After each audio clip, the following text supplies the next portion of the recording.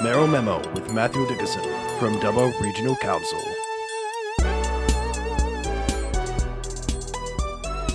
Time now is 11 minutes away from 8 in the morning, and 11 away from 8, once again, of course, being a sticky beat, like to know what's going on right around the region, and we head out to the Dubbo region this morning. Mayor Matthew Dickerson, good morning, sir. Good morning, Kerry. Good to be chatting to you. I tell you what, we've got a bit of sunshine here, which is good. After the weekend we just had, it's a ripper. Yeah, we need a bit of that, don't we? We're only at 6 degrees here in Dubbo at the moment, but that's probably pretty warm for you down there in Bathurst, isn't it? Yeah, oh, well, you got a heat wave up there. we're 0 to -1, so there you go. Okay, now, a big decision made, and dare I say, probably the right one at this stage on the sale yards. Well, it's definitely the right one because council made it, so it has to be the right one, doesn't it? So Yep. That's all good there.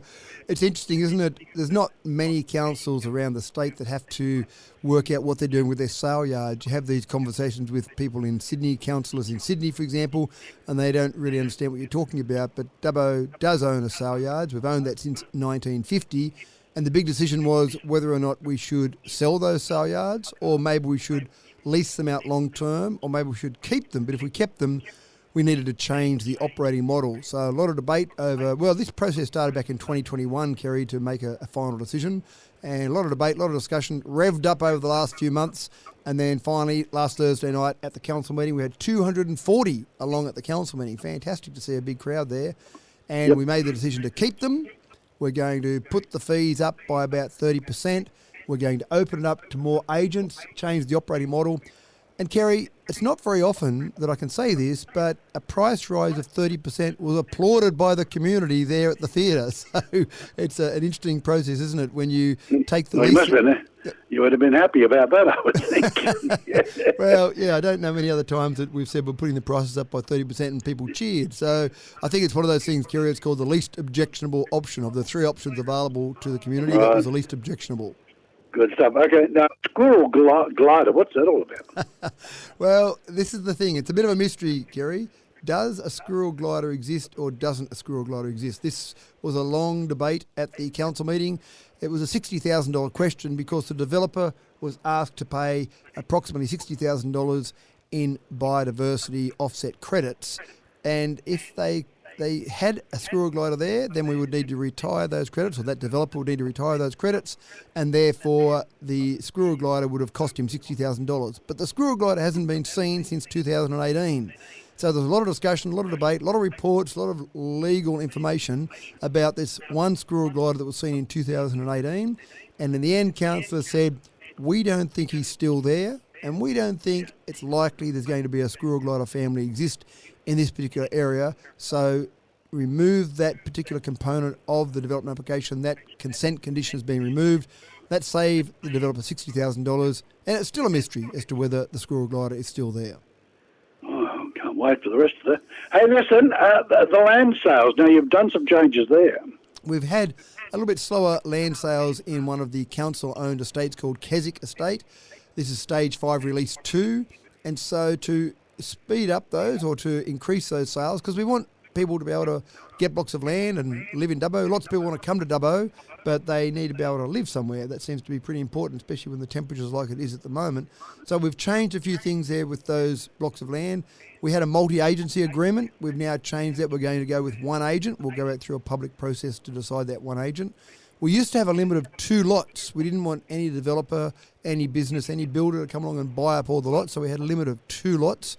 With the slowing sales, then we've increased that limit to 5 lots for any builder, any organisation to own at the one time. We hope that'll encourage a few builders to do some speckies, but also we've given 12 months builder's term. So effectively, you can buy a block of land in there and you won't have to pay for it for 12 months, or if you sell the land, sell the house and land package you might build, then you'll have to sell it then, whichever comes first. So it means that some builders can come in, they can take ownership of that block of land and build a house on it and then not have to pay for that land until they sell it, or as say that 12-month time frame. So we think those 3 things will encourage a few more sales in that Keswick estate.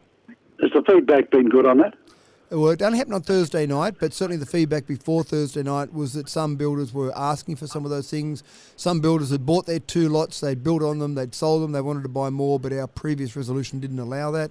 And the 12-month builders terms, we've certainly had a few builders approach, not just us, but other developers in Dubbo as well.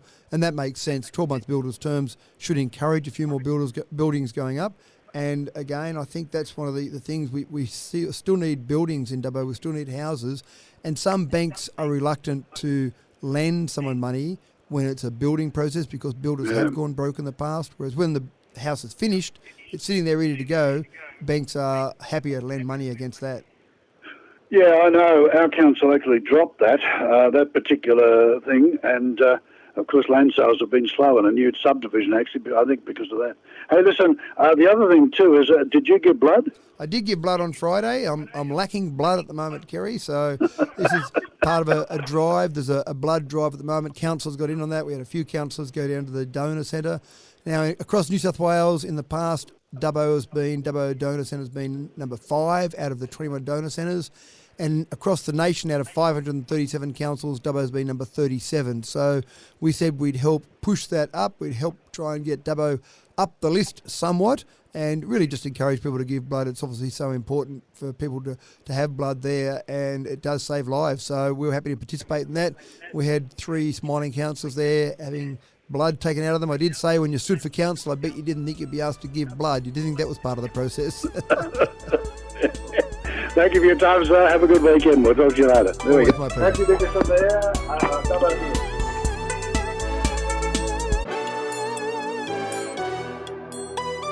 Mayoral Memo with Matthew Dickerson from Dubbo Regional Council.